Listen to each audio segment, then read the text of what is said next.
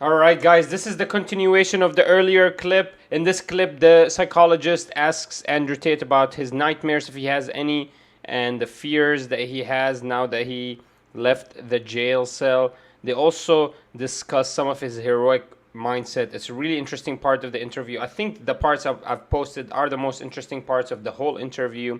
Besides that, everything feels like it's being reiterated over and over again. Psychologists kind of trying to dig deep and getting the same answers back.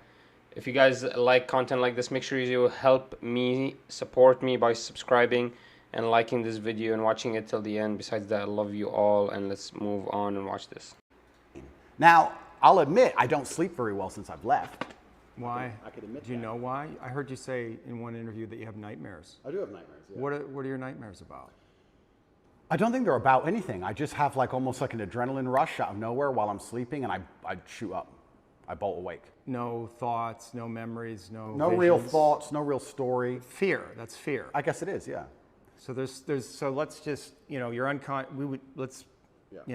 The dreams are a reflection of the unconscious. And if you're having nightmares, there must be some unresolved fear that wants to get worked out. I believe so, but then also, I love the idea of that.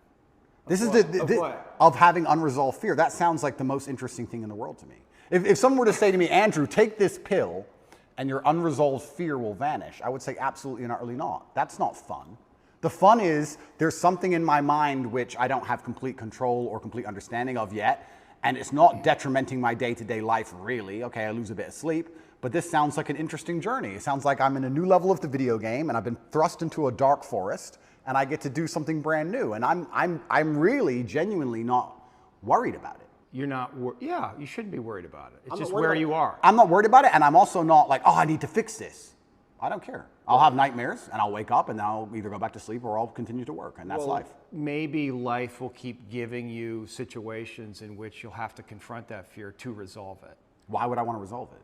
Well, because... I mean, if I'm really that tired, I'll sleep. No, but fear creates distortions in our mind, right? I mean, fear is the seed of evil. Right? And so we want to know what we're afraid of, because if we block our fear, we're susceptible to bad actions, right? And fooling ourselves about what they are, rationalizing. So I would argue that it's actually vital for you in the position that you are in and the responsibility that you have to actually confront your fear in a very real way, which probably goes back to your childhood. I mean, your dad was, the haircut story, and I don't know if you want to talk about that, if you're willing, but that's it. When I read that, I'm thinking about that little boy. It must have been fucking terrifying. It is, but I do think I had the best father on earth. I'm not disputing that. I mean, there's a lot of good that came from your father. I'm not disputing that your father was a good man. When you say he could go from 0 to 100 like that for a little boy, it's scary. It's fucking scary. It is, and that fear has to be in you. You don't know what the fuck he's going to do. Yeah, completely. Yeah. But I think that's prepared me for life fantastically. And I also think the fear. But have you reached a limit? Have tolerance? you? Well, of the video game. I mean, you're facing all these charges, right? So something, and maybe this is what you need to go through. I mean, you're on the hero's journey, right? And this is inevitable in some way. But also along the hero's journey, you have to die to be reborn. That's true. And I agree with all of that. But if I'm genuinely, I psychoanalyze myself all the time, which is one of the main reasons I don't believe in therapy and psychoanalysis. You can't psychoanalyze yourself. Of course you can. I do it myself. You don't think that's hubris? No. You can know your own mind, that you don't need reflection from others to see yourself, that you can see yourself perfectly? I think that, no, I don't think I can see myself perfectly, but I think that life is a perfect reflection. But why not get help? Why not? Because then it becomes a crutch. I like the idea that I can rely on myself to fix myself. Well, you have a coach. Is that a crutch? No, it's not, because he's teaching me something. What's the difference? That's fine, but if I had an affliction, I would like to be my own doctor. And I think with your mind, you can do a lot of it yourself. And I think if you have a very strict framework in how you measure how successful you are as a human, and I do it through competence and achievement, I say, which mindset do I need to achieve as much as I can possibly achieve? Right. And I can measure that in real time. I can measure that in literally dollars and world championship title belts. I can literally measure the success. I'll say, okay, well then this is the mindset I need to have to be as successful as possible. Anything that's deviating me away from that needs to be addressed and concerned and dealt with, and I can do that myself. And I think the fear that if it's fear that's waking me up from nightmares now, it's just because I understand there's a very big apparatus, a very big enemy which I cannot destroy and I cannot beat coming to get me. So I do think that wakes me up. I think the fear is healthy. I think I'd be stupid to not be afraid. But I don't necessarily want the fear to go away because I have no problems feeling bad.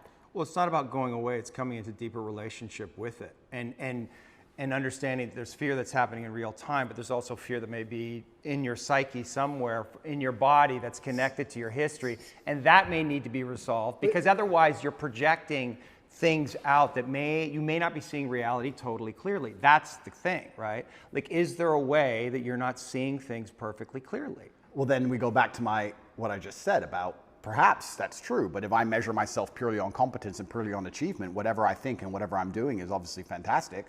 So I'm very happy with the mindset I have. And then we go into the argument, which is a level deeper, is am I supposed to be happy? Am I supposed to feel good? No, it's not happy. No, of course, but this is what I don't understand about people, especially men in the world today. Why are they so worried about being afraid? Why are they so worried about, I was afraid every time I fought. Yeah. I fought anyway. Yeah. Like, I don't let fear guide what I'm going to do. I do what I'm supposed to do regardless of how I feel. So I don't see anything wrong with feeling fearful. I don't see anything wrong with feeling stressed or under pressure or anxious. All these things men are trying to get rid of. And I talk about men specifically. I gender this because I'm a man. I don't know how it feels to be a woman.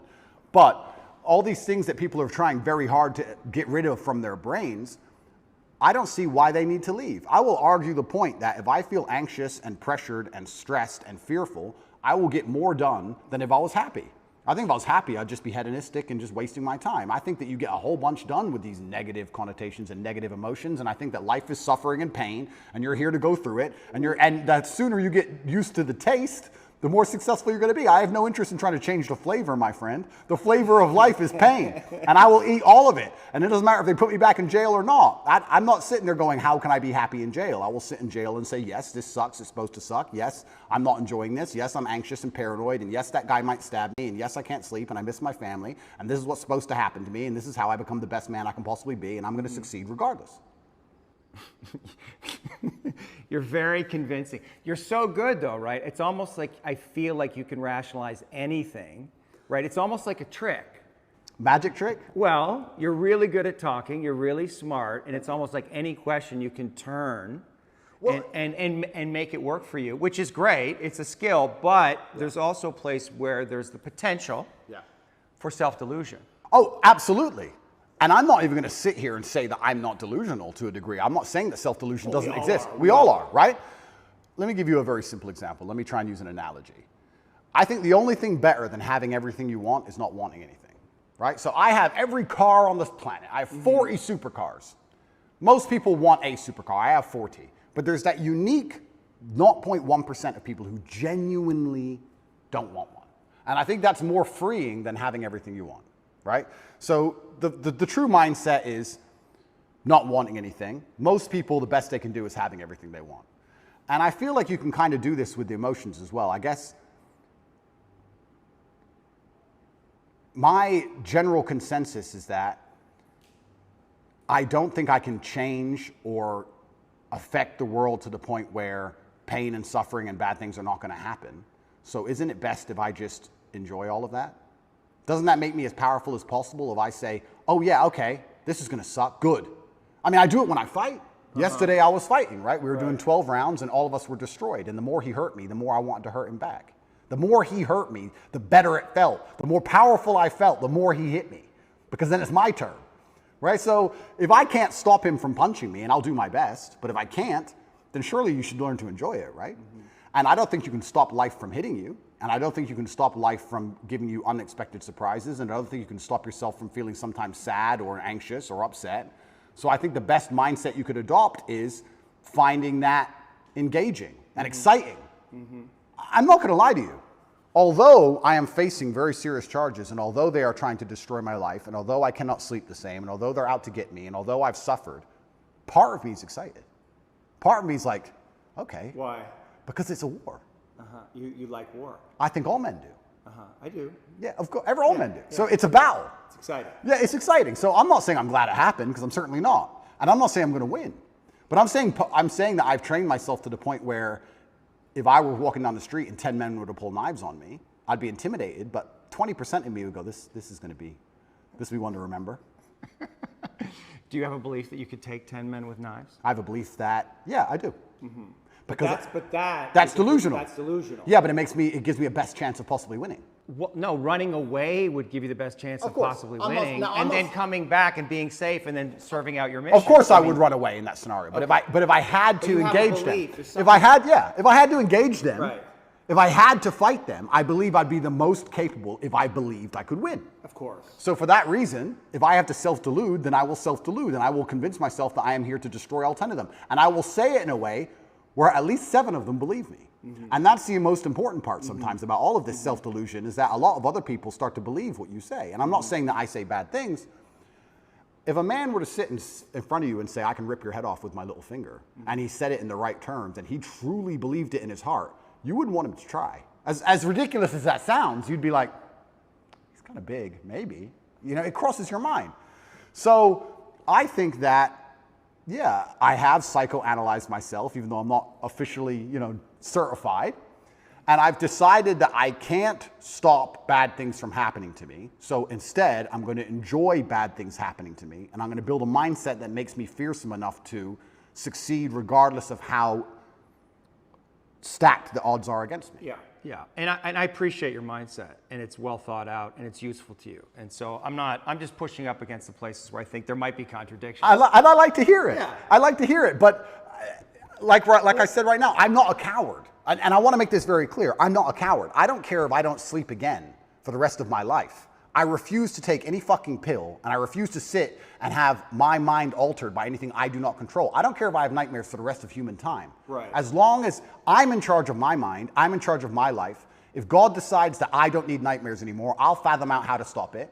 If God decides I need to wake up in the middle of the night in a sweat, fearful or afraid they're coming to get me, then that's God's plan for me, and that's what I'm going to deal with. I'm not a coward. I'm not afraid of any of these things. I'm not afraid of feeling bad. I'm not afraid of anxiety. I'm not afraid of panic. This is one of the things I think a lot of men out there struggle with, is they're so worried and afraid of bad feelings. And to me, that's just showing that you've had an easy life. Like, there's real people out here who are trying to kill you. There's people out here who put a knife in your neck. You're scared of what? Feeling sad? Who cares? Like, there's real problems. What are you worried about feeling sad for? Who gives a shit? I could feel sad for the rest of my life, and I guarantee, 1, nobody would know, and 2, I would be monumentally successful regardless. So why are we even talking about it? I have no fear for a negative feeling. I have fear for me not being able to provide for my children. I have fear for people who rely on me not being provided for and cared for, but I don't have I don't wake up and go, I'm worried if I might feel sad today. Who cares? Who cares? I can be happy or sad on the same day. Nobody notices, and the same things get done. The exact same amount of work gets done. Nothing changes. How are you making sense of what's happening to you? Is it God's will? Is it a co-creation? In some way, did you co-create this? Oh, no, Or are you just like a victim of the Matrix? No, I'm not a victim.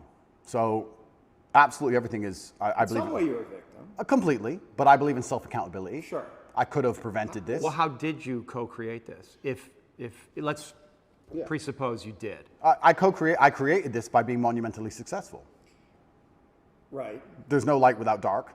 Equal and opposite force. But you said you were excited about it, so maybe there's some way you actually wanted this. I didn't want this. In fact, I had conversations with Tristan for a long time, and I kept saying Icarus to him. When I would decline, I would decline certain podcasts. I would decline meeting certain famous people. I would decline talking about politics. I would decline things, and I would keep saying Icarus. And he would say, why are you doing this? And I just reply, Icarus. Because I knew if I got too big that they were going to come for me. I knew that.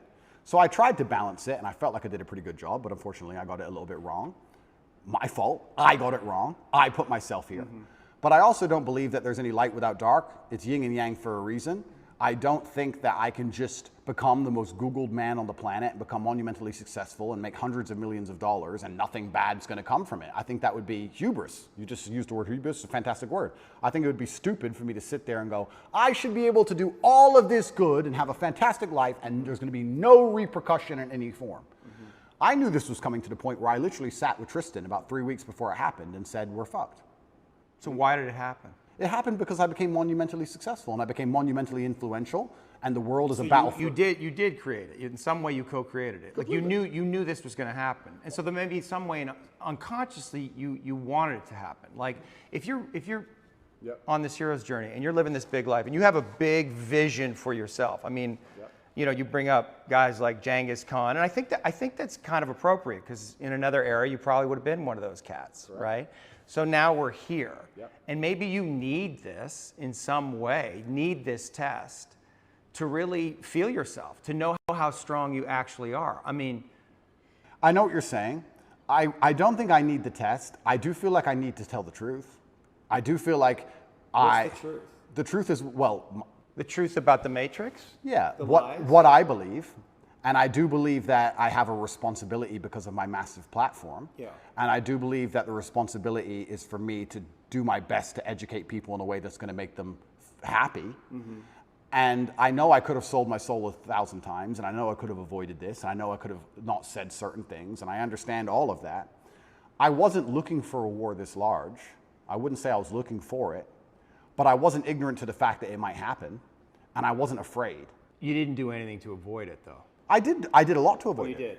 did. Icarus. I must have said it 1,000 times. Right. I could have made it much worse. Yeah. But I was never afraid of it happening. I think there's a difference between knowing something bad might happen and taking the calculated risk and going, this is my journey for truth and this is what I believe is what I should do, and being afraid of something. Like, I understand if I go into the ring, I might lose.